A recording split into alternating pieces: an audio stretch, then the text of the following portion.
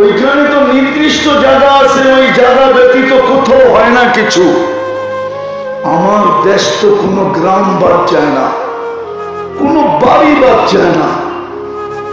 আপনি সুখে থাকতে চান কি করে, শান্তিতে থাকতে চান কি করে, হ্যাপি হইতে চান কি করে? আপনার দুর্দশা হবে না তো হবে কার? আল্লাহ আপনাকে নির্বাচিত করছে মুসলমান হিসাবে। তৃতীয়টা দেখাবো, আল্লাহ বাছাই করে আপনাকে আমাকে নির্বাচিত করছে উম্মতে মুহাম্মদী হিসাবে। ভাগ্যটা কত বড় জানেন? আরে ভাগ্যটা কত বড় জানেন? দেখি তুলনা করতে পারেন কিনা আপনার ভাগ্য কত বড়। দুই চারটা দেখাই। প্রথম শুরু করি এইখান থেকে। 2010-এ যখন আমি তুর পাহাড় দেখতে যাই, তখন আমার মনে উঠছিল যে মুসা আলাইহিস সালাম তো এইখানে দাঁড়ায় কথা বলে ক্রেডিট কার্ড নিছেন কালিমুল্লাহ। কি তুর পাহাড়ে কথা বলি ক্রেডিট কার্ড নিছেন কি কালিমুল্লাহ, অর্থ উনি আল্লাহর সাথে কথা বলে। মুসা আলাইহিস সালাম কার সাথে কথা বলে? আল্লাহর সাথে কথা বলে। তখনই আমার মনে উঠছিল ওনার ক্রেডিট কার্ডটার কত বড়, আমার ক্রেডিট কার্ডটা তো এত বড় যে দুনিয়ার কোনো ফিতা নাই এটা দিয়ে মাইপা দেখাবে যে এটা কত বড়। আগে বলি তারপরে আমার কাছে যেটা আছে। ওইখানে মুসা আলাইহিস সালাম কথা বলতে চায় বিদায় কালিমুল্লাহ, এইখানে স্বয়ং আল্লাহ আমার সাথে কথা বলতে চায় বিদায় আমাকে দিলেন কালামুল্লাহ। কোনটা বড়? কোনটা বড়?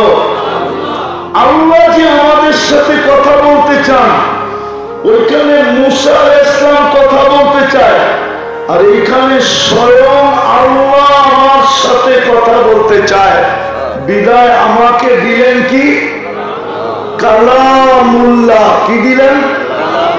কালামুল্লাহ মানে কি? আল্লাহ কথা। আল্লাহ কথা, আল্লাহ কথা বলতে চায়। এবার মাপেন আপনার ভাগ্য কত বড়। আল্লাহ আপনার সাথে কথা বলে, কিন্তু আফসোস তো এইখানে আমার জাতির 90% লোক কোরআন পড়তে জানে না। আফসোস হতো না আমার পড়তে জানে না, এটা নিয়েও আমার কোনো ব্যথা থাকতো না যদি আমার জাতি ডেলি সকালে একবার, ডেলি বিকালে একবার কোরআন পড়তে জানে না। তাতে কি আসে যায়? কোরআনটাকে নিয়ে যদি একটা ভালোবাসায় একটা চুমা দিত, চুমা। কিন্তু এই মজমায় তো কেউ নাই যে কোরআন পড়তে জানে না, ডেলি 2 বেলা এটাকে চুমা দেয়। কোন যুবক তো নাই। দুঃখ তো এখানে। এত বড় ভাগ্য যে আপনাকে কালাম দিলেন, কালাম আল্লাহ কথা বলার জন্য। আফসোস আমরা পড়তে জানি না, পড়তে জানি না ঠিক আছে। সবচেয়ে বড় আফসোস ভালোবাসায় চুমা পর্যন্ত দেই না। তা আপনি সুখে থাকতে চান কি করে? কি করে আপনি সুখে থাকতে চান? কি করে আপনি সুখে থাকতে চান? টাকা আপনাকে সুখী বানাবে? বস্তু, প্রসাধনী, বাড়ি, ঘর, উচ্চ বিলাসী জীবন? হায় হায় হায়। উম্মতে মুহাম্মদী বানায় আপনার কপাল খুলে দিল, এত বড় ভাগ্য আর কপাল দিল যে দুনিয়ার সমগ্র সৃষ্টি মিলা মাইপা বলতে পারবে না এটা কত বড়। আমি তো একটা দেখাইলাম, আপনি তুলনা করতে পারলেন কি পারলেন না জানি না। দ্বিতীয়টা দেখাই, আদম আলাইহিস সালাম বলতেছিলেন যে আমার চেয়ে কোটি গুণ বেশি ভালোবাসা আল্লাহর উম্মতে মুহাম্মদের সাথে। বললেন প্রমাণ, একটা ভুল করলাম কিয়ামতের সকাল পর্যন্ত মানুষকে জানায় দিলেন। আরে বুঝলেন, একটা ভুল করলাম কিয়ামতের সকাল পর্যন্ত মানুষকে জানায় দিলেন। উম্মতে মুহাম্মদী সারা দিন রাত গুনাহ করবে, আল্লাহ কাউকে জানতে দিবে না। জিজ্ঞাসা করেন এই যুবকদেরকে, ওদের পায়ে হাত দিয়ে জিজ্ঞাসা করি, যদি শক্ত উত্তর দেয় শুধু গান আর নাচ ব্যতীত, গান নাচ ভিন্ন কথা, এছাড়াও ওরা সারাদিন নেটের ভিতরে যা দেখে, যদি এটা বাড়িওয়ালারা জানতো, মা জানতো, ভাই জানতো, পাড়া প্রতিবেশী জানতো, মনে হয় কেউ এদেরকে বাড়িতে ঢুকতে দিত না। সত্য করে বলো, দেখো না দেখো না। আমি বুঝানোর জন্য বলতেছি, দেখো তো। হ্যাঁ, যুবকরা দেখে না, কিন্তু লুকায় রাখতেছে কে? তোমার সাথে ভালোবাসা। এই জন্য আদম আলাইহিস সালাম বলতেছে এইখানেই শেষ না, এইখানেই শেষ না, ভালোবাসা এইখানেই শেষ না। আমি একটা ভুল করতে দেরি, আমাকে জান্নাত থেকে আউট করতে দেরি করে নাই। উম্মতে মুহাম্মদী সারাদিন গুনাহ করবে।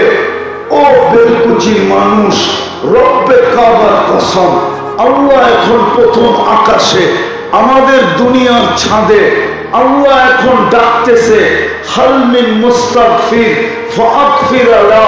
কে আসিস? সারাদিন গুনাহ করছিস, আমি ডাকতেছি, হাত উঠাইতে দেরি, আমি মাফ করতে দেরি করব না। তো আদম আলাইহিস সালাম বলেন, একটা ভুল করতে দেরি, জান্নাত থেকে বাহির করতে দেরি করেন নাই। উম্মতে মুহাম্মদী 24 ঘন্টা গুনাহ করবে, আর রাত্রে ডাইকা ডাইকা শুধু গুনাহ মাফ করবে না, জান্নাত পর্যন্ত উঠায়া হাতে দিয়া দিবে। যার কারণে এত বড় কপাল। ওই রসুলের আদর্শ কতটুকু বলেন, কতটুকু? তাহলে আপনি সুখে থাকেন তো থাকেন কি করে? ফ্যামিলিতে জোর মিল মহব্বত হয়তো হয় কি করে? আমাকে বুঝান। নবীর আদর্শ তো নাই, ইসলামের ছাপ নাই, মানুষের মানবতা নাই, নবীর উম্মত আদর্শ নাই। অথচ আপনার কপাল এত বড়, গনাইলে আমি সারা রাত্র গনাইতে পারি যে আপনার আমার ভাগ্য কত বড়। ভাগ্য যদি বড় না হইতো তাহলে দানিয়াল আলাইহিস সালাম কেন এই দোয়া করতেন যে আল্লাহ আমার মৃত্যুর পরে যেন আমাকে সুরক্ষিত রাখা হয়, উম্মতে মুহাম্মদী যখন আসবে এদের হাতের মাধ্যমে যেন কাফন পরায়া আমাকে দাফন করা হয়। আল্লাহ ওনার দোয়া কবুল করছেন, 2500 বৎসর উনি অপেক্ষা করছেন। সাহাবায়ে কেরাম ওনাকে কাফন পরায়া দাফন করছেন, সাহাবায়ে কেরাম নিজের হাতে দাফন করছেন। আবু মুসা আশআরী রাবি বদায়া নেহায় লেখা আছে, পড়া দেখেন। যদি আপনার ভাগ্য এত বড়ই না হইতো তাহলে মুসা আলাইহিস সালামের মতো নবী ফাতারাদাত তাওরাত, তাওরাত কিতাব যেটা আল্লাহ কুদরতি হাতে লেখলেন, ওটাকে সরায়া দিয়া বলতেছেন আমাকে উম্মতে মুহাম্মদী বানায়া দেন। কোরআনও তো এই কথাই বলে, মাসালুহুম ফিত তাওরাত, তোমাদের আলোচনা তাওরাত কিতাবের ভিতরে ভরা ছিল, ভরা। এই জন্যই তো মুসা আলাইহিস সালাম বলতেছে পৃষ্ঠা উল্টাইতে দেরি, উম্মতে মুহাম্মদীর গান শুনতে দেরি হয় না। সব উম্মতে মুহাম্মদীর কথা লেখা, তাই না? আমার উম্মতি বানায় দেন। ভাবেন আপনার ভাগ্য কত বড়। আরে ভাবেন না আপনার ভাগ্য কত বড়। এই জন্যই তো আদম আলাইহিস সালাম বলে শুধু এই দুটা দিয়েই শেষ না। এই দুটা দিয়ে কিনা শেষ না, দুটা দিয়েই শেষ না, এই দুটা দিয়েই শেষ না। আমি একটা ভুল করতে দেরি, আমার স্ত্রীর থেকে আমাকে দূরে সরাইতে দেরি করে নাই। দুইজন দুই দেশে ঘুরতে ঘুরতে টোকাইতে টোকাইতে টোকাইতে 2 থেকে 250 বছর পার হওয়ার পরে আমরা একজন আরেকজনকে পাইছি, শুধু একটা ভুলের কারণে। এই দুর্দশা উম্মতে মুহাম্মদী সারা দিন গুনাহ করবে, রাত্রে যায় দুইজনে একসাথে ল্যাপের ভিতরে ঘুমাবে। বিশেষ শব্দ ছাড়া বিচ্ছেদ হবে না। কতগুলো বাক্য। আরেকটা শুনবেন, বলছে আমি একটা ভুল করছি কখন, আমার ভুল মাপ হয়েছে কখন? মধ্যখানে 250 বছর, 250 বছর আমি চোখের পানি ঝরাইছি। উম্মতে মুহাম্মদী যেখানে গুনাহ করবে মাপও চাবে না, শুধু উপর দিকে তাকায় বলবে রব্বানা, ও আল্লাহ কি করলাম। আওয়াজ দিতে দেরি, আল্লাহ বলে আওয়াজ দিতে দেরি, আল্লাহ জবাব দিবে আলিমা আবদি আন্না লাহু রাব্বা। বান্দা জানলো একজন রব আছে, ফাগফারতু লাহু, যা তোরে মাফ করে দিলাম। আমার ভুল মাফ হয়েছে 200 বছর পরে, 200 বছর চোখ দিয়ে পানি জড়াইছে। ওই রসুলের আদর্শ আপনার আমার ভিতরে কতটুকু? আপনি সারা দুনিয়ায় নিকৃষ্ট হবেন না তো হবে কে? আমি সারা দুনিয়ায় নিকৃষ্ট হব না তো হবে কে? আমি ঘৃণার পাত্র হব না তো হবে কে? আমি ঘৃণার পাত্র হব না তো হবে কে? আমি নির্যাতিত হব না তো হবে কে? আমি নিষ্পেষিত হব না তো হবে কে? আজকে সারা দুনিয়ার মানুষ মুসলমান নিষ্পেষিত। যোগ বিয়োগ তো আমার মিলে না, আপনাদের মিলবে কিনা জানি না। ফিলিস্তিন মাটির সাথে মিশতেছে, আমার কাছে যোগ বিয়োগ মিলে না। কি করে মিশে? তো কি করে মিশে? আমি তো 14 বছর আগে দেখে আসলাম ইব্রাহিম খলিল ঘুমাইতেছে ফিলিস্তিনে, ওয়াদি খলিল। একটু দূরেই তো মুসা আলাইহিস সালাম ঘুমাইতেছে কাসিফে আহমারে, ওয়াদি মুসা। 70 জন নবীর কবর তো ফিলিস্তিনে চিহ্নিত, ওইখানে বোম ফাটে কি করে? মুসলমানের প্রথম কেবলা তো ওইখানে বাইতুল মুকাদ্দাস, বোম ফাটে তো কি করে? মেরাজের রাত্রে সোয়া লক্ষ নবীরা সশরীরে সম্মেলন হইল বাইতুল মুকাদ্দাসে, সোয়া লক্ষ নবী পালাইলেন। দুজাহানের বাদশাহ মুহাম্মদুর রাসূলুল্লাহ, সৃষ্টির সর্দার, সৃষ্টির রাজা, নিজে ইমামতি করলেন বাইতুল মুকাদ্দাসে। ওইখানে বোম ফাটে কি করে? আমাকে যুক্তি দিয়া বুঝান, ওইখানে কি করে বোম ফাটে? নবীরা তো কবরে জীবিত, জিজ্ঞেস করেন। ইব্রাহিম আলাইহিস সালাম তো কবরে জীবিত, মুসা আলাইহিস সালাম জীবিত। নবীদের শরীর তো মাটির উপরে হারাম। 1 বছর 2 মাস, আজকে 21 দিন কমপ্লিট হল। আমি তো বলবো ইব্রাহিম আলাইহিস সালাম বোমের আওয়াজে ঘুমাইতে পারেন নাই। আল্লাহকে যদি জিজ্ঞাসা করি, আল্লাহ এই বন্ধুত্বের দাম কি? খলিল শুয়ে আছে আর বোম ফাটে, আর আপনি বলতেছেন ইত্তাখাযাল্লাহু ইব্রাহিমা খলিলা, ইনি নাকি আপনার বন্ধু। আপনি বলতেছেন আরেকদিকে কালিম শুয়ে আছে, তো এই কালিমুল্লাহর দাম হইল কি? 70 জন নবী তো শুয়ে আছে। কিন্তু আল্লাহ তো আমাকে অন্যটা জবাব দেয় যে মানুষ তো বানাইছিলাম, তুই আমাকে বল মানবতা কোথায়? মুসলমান তো বানাইছিলাম, তুই আমাকে বল ইসলামের ছাপ কোথায়? উম্মতে মুহাম্মদী তো বানাইছিলাম, কপাল তো এত বড় করছিলাম, কিন্তু তুই বল নবীর আদর, বন্ধুর আদর্শ এদের কাছে কোথায়? কোথায় বন্ধুর আদর্শ?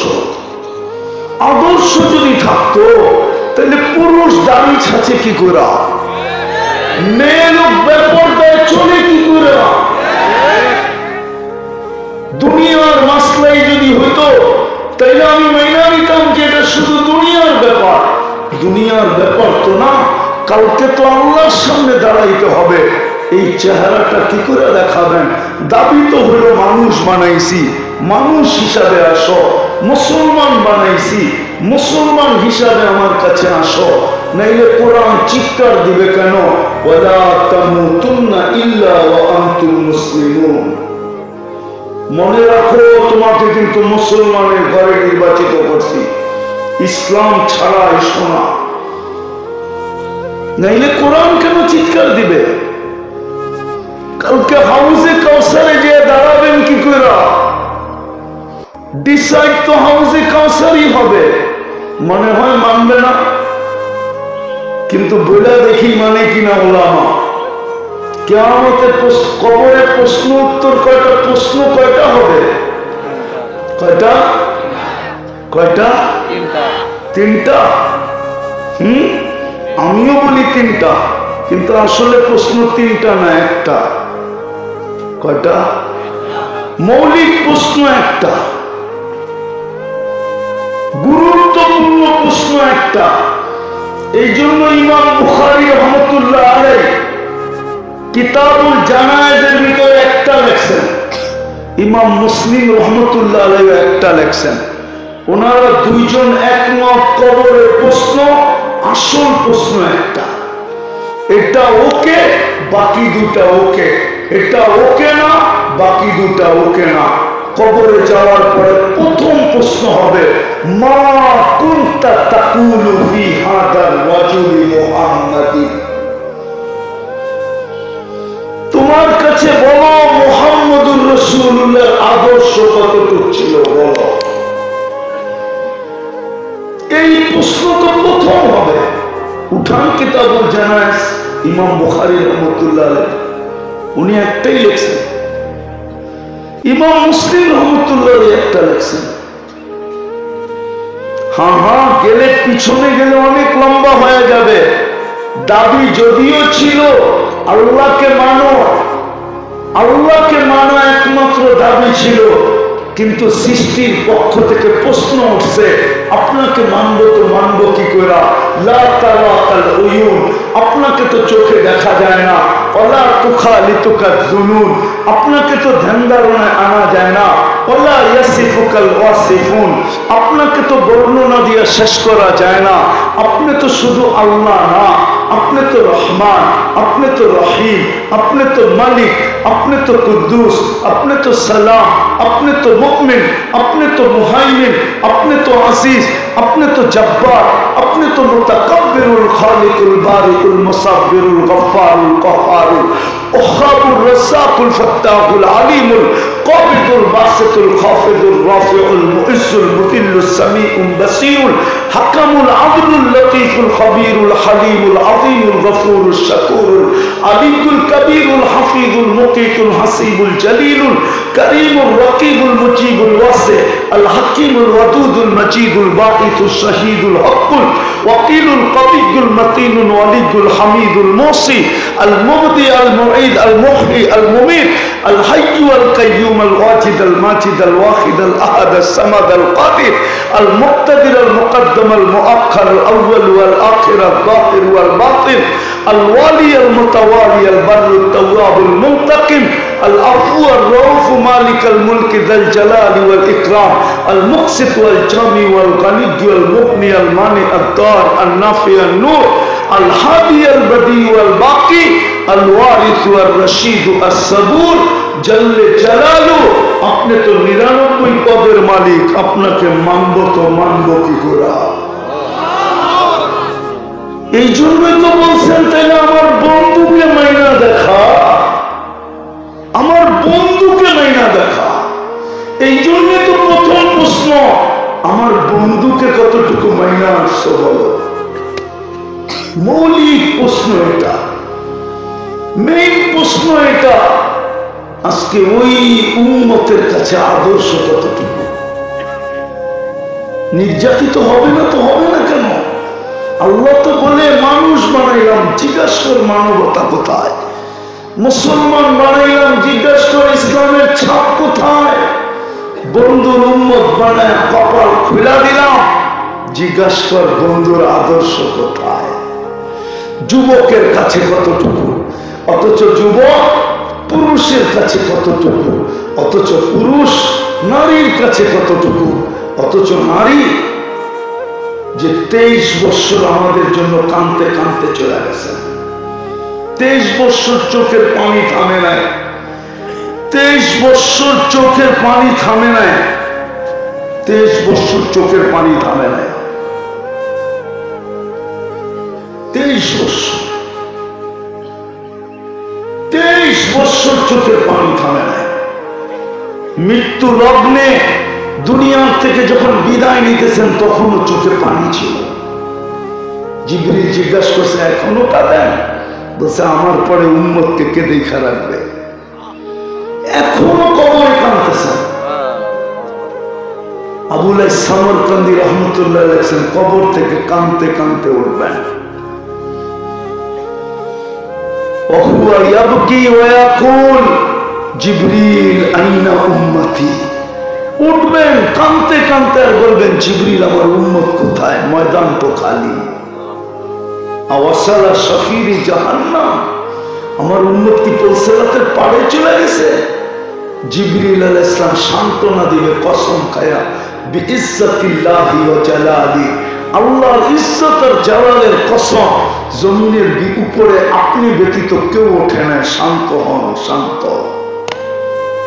যে কবর থেকে উঠবে কাঁদতে কাঁদতে, ওই রসুলের আদর্শ নাই। আদর্শ যদি থাকে তো যুবক এইভাবে চুল কাটে কি করা? মেয়েরা নেটে দেখা সাজগোজ করে কি করা? নেটে দেখা পোশাক চয়েস করে কি করা? বেপরদায় চলে কি করা?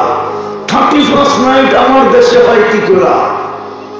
14 তারিখ আমার দেশে উদযাপিত হয় কি করা? আমাকে বোঝান। এইখানে সমস্যা হলে আমি বলতাম না, কিন্তু কালকে এই চেহারাটা হাউজে কাউসারে দেখাবেন কি করা? কিয়ামতের মাঠে তো কোনো নবী চিৎকার দিবে না উম্মতি বইলা। উম্মতি তো দূরের কথা, মার কথাও বলবে না। বরং আমাদের নবীজি তো বলছেন আমি কিয়ামতের দৃশ্য দেখতেছি কান্না মুসা মুতালাফিফুন বিউমুদিল আরশ, আমি চোখে যেন দেখতেছি মুসা আলাইহিস সালাম আল্লাহর আরশের খুঁটি ধরে চিৎকার দিতেছে আর বলতেছে লা আসআলুকা উম্মি, আজকে মাকে চাই না, ওয়ালা আসআলুকা উখতি, আমার বোনকে চাই না, আসআলুকা নাফসি নাফসি নাফসি নাফসি। অথচ যে রাসূল কিয়ামতের দিন আপনার আমার জন্য চিৎকার দিবে উম্মতি উম্মতি উম্মতি উম্মতি। বলেন বাংলাদেশের জমিনে ইউনিয়ন পরিষদের চেয়ার পাওয়ার জন্য আজ পর্যন্ত কত বাচ্চা এতিম হয়েছে, বলেন কত মেয়ে বিধবা হয়েছে, বলেন কত মার বুক খালি হয়েছে, বলেন কত তাজা রক্ত এই জমিনে পড়ছে, বলেন শুধু একটা ইউনিয়ন পরিষদের চেক। কিন্তু কিয়ামতের দিন তো আপনার রসুল আমার রসুল মাকামে মাহমুদ পাবে, বৈশা তো দেখবে না চেকটা কিরকম, শুধু হাত রেখা দাঁড়ায় থাকবে।